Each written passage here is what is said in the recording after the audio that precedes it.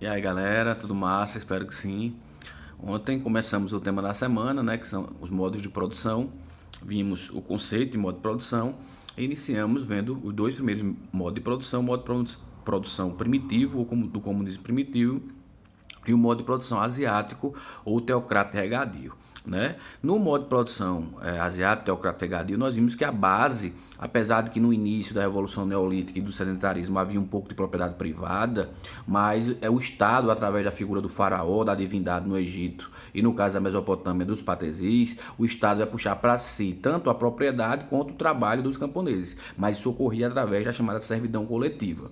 Não que o processo de escravidão que vai ocorrer posteriormente, principalmente em Grécia e Roma, não tenha ocorrido no Egito, na Mesopotâmia, principalmente entre os assírios, também ocorreu entre os hebreus, na verdade, mas a base era a servidão coletiva no modo de produção asiática.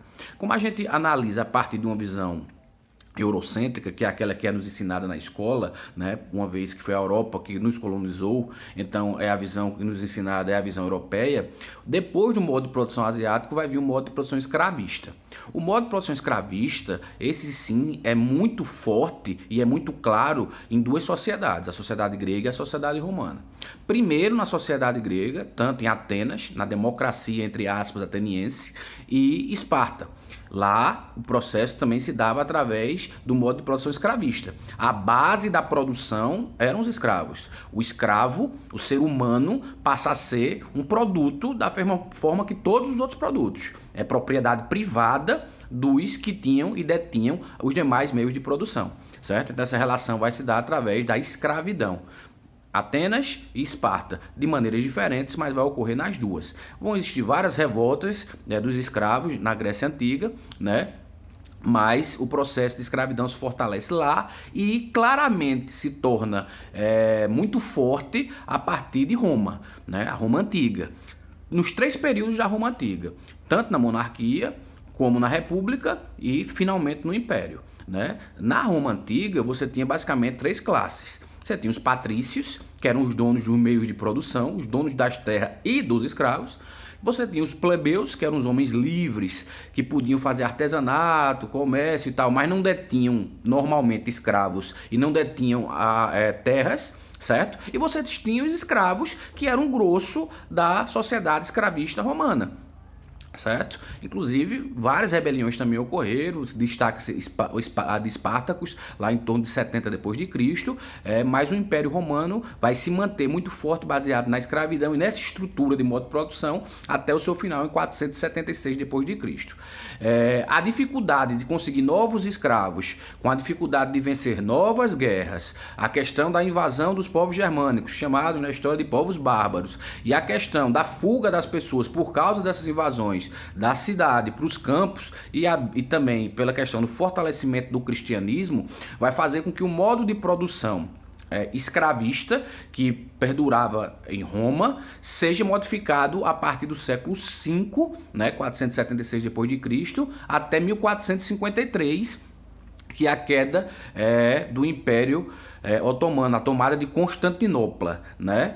Na verdade, a chegada ao poder do Império Turco-Otomano com a tomada de Constantinopla em 1453. E todo esse período aí de 10 séculos é chamado de período feudal, baseado no sistema de produção feudal. Nesse caso, a relação estrutural entre as classes que existiam eram três. Você tinha o clero, que era muito forte, que é basicamente a Igreja Católica, é o momento em que a Igreja Católica domina e tem a propriedade de terras de grande parte da Europa. Você tem um poder descentralizado, né? Você vai ter os senhores feudais com muita força e reis muito fracos, e os senhores feudais, também chamados de suzeranos, eram os donos da terra, e o pessoal que fugiu da cidade para o campo não conseguia terra, porque já tinha dono, então tinha que servir, então eram os vassalos, eram os camponeses que serviam, né, através do seu trabalho, produzia para os senhores feudais em troca de proteção desses.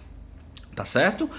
A sociedade feudal é uma sociedade estratificada, né? Difícil mobilidade social, é uma sociedade basicamente agrária, com pouco comércio e com artesanato bastante fraco. O final do período feudal, já na Baixa Idade Média, vai ocorrer por vários fatores. Ela ocorre, por exemplo, por causa da peste negra, né? A peste bubônica, que vai matar boa parte da população europeia, uma parte considerável da população europeia, pela questão do fortalecimento dos burgos, né? Ou seja, das pessoas que moravam nas cidades chamadas burgos, e aí vai vir a burguesia, né? E que vai gerar a mudança do processo, do sistema de produção feudal para o sistema de produção capitalista.